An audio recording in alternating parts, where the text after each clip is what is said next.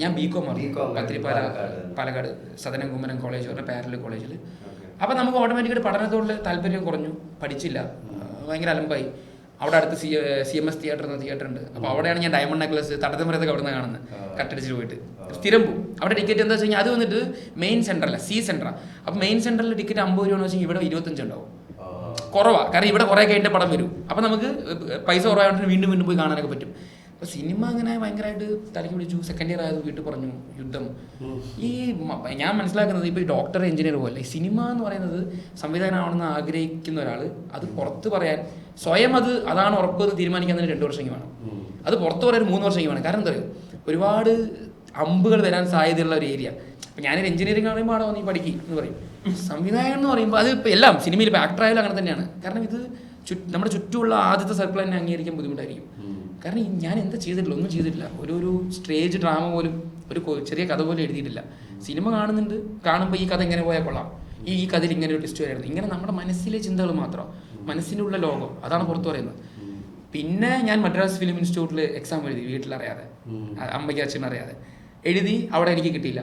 പിന്നെ KR Narayanan Kottayam film ഇൻസ്റ്റിറ്റ്യൂട്ടിൽ എഴുതി. അവിടെ എനിക്ക് ഒന്നും കോഴ്സൊന്നും കിട്ടിയില്ല, എഴുതിയിട്ട് കിട്ടിയില്ല. പിന്നെ അങ്ങനെ വീണ്ടും യുദ്ധം തുടർന്നു. ഞാൻ ഫൈനൽ ഇയർ പഠിക്കാൻ പോയില്ല കോളേജിൽ. ഞാൻ പറഞ്ഞു എന്നാൽ ജോലിക്ക് പോകാം, എനിക്ക് സിനിമയാണ്, എനിക്ക് ഇനി ബികോം പഠിക്കാൻ താല്പര്യമില്ല പറഞ്ഞ് ടാറ്റ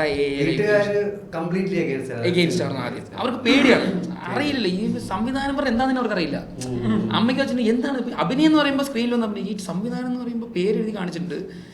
അവർ വീട്ടിൽ വിക്രമൻ്റെ ഫാനാണ്, തമിഴ് ഡയറക്ടർ വിക്രമൻ സാറിൻ്റെ വാനത്തെ പോലെ, സൂര്യവംശം, ഇതൊക്കെ ഭയങ്കരമായിട്ട് ഇരുന്ന് കാണുന്ന. അപ്പോൾ അവർക്ക് ഈ പേരിലൂടെ മാത്രമേ, മലയാളത്തിനാണ് സത്യൻ സാറിൻ്റെ.